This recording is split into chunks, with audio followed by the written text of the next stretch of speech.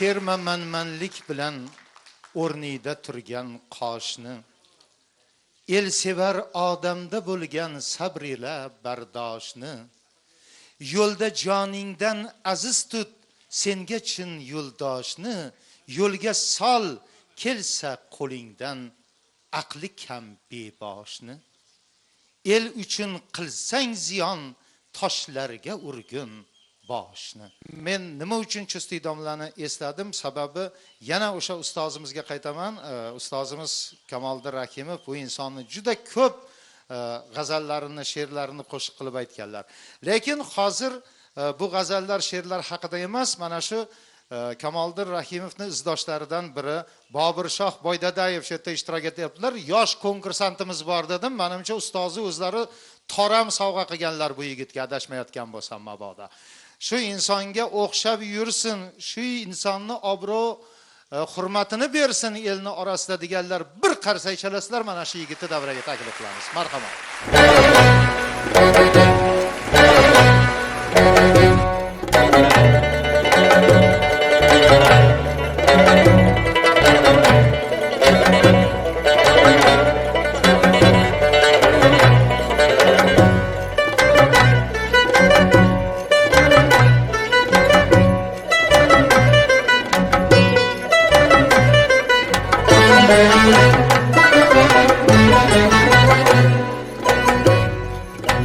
Ey yüzün ko'zgusiga olay hayron Nargiz, ko'zing oldida durur surat bejon Nargiz, go'yo topdi chaman soriqroning xabari.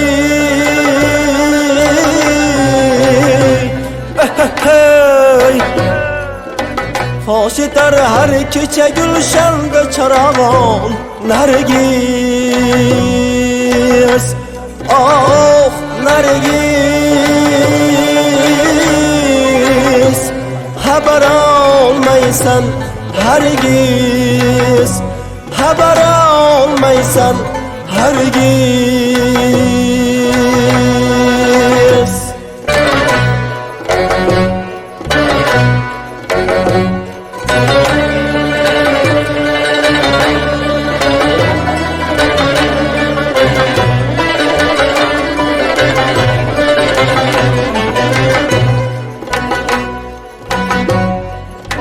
Gerçi gülzarga bordur sebebi zinat zayn, sen kabi bo'lmadi bir sham shabiston Nargiz, har kecha gulshan yurur o'ylak fanusi hayol.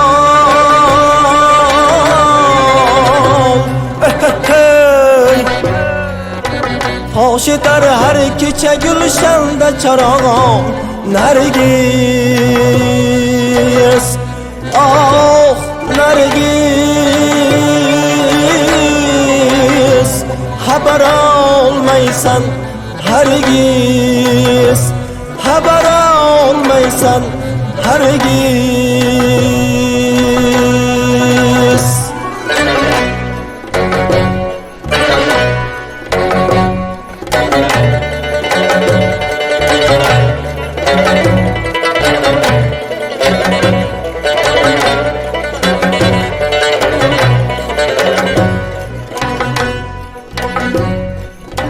Tashla shahlo ko'z uza zulfini sumbul yangliq, qurboni bo'lsin ayning zor parishon Nargiz, lalijon baxshing ruhi ravon komilga.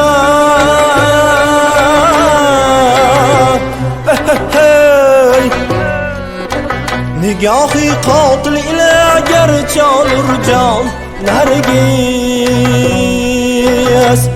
oh Nargiz,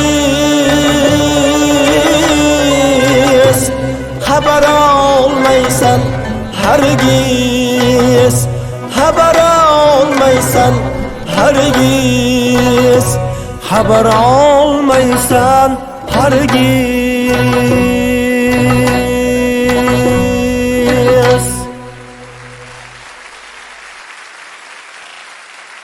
Mana muhtaram teletomoshabinlar, Namangan viloyatining Chortoq tumanida tasvirga olingan otalar choyxonasi ham o'z nihoyasiga yetib bormoqda. Dilkash koshonasining rahbari Otabeyjonga o'z minnatdorchiligimizni bildirsak, chunki baholi qudrat dasturxon bezatib sizlarni diydor ko'rishinglarga sababchi bo'lib turibdilar.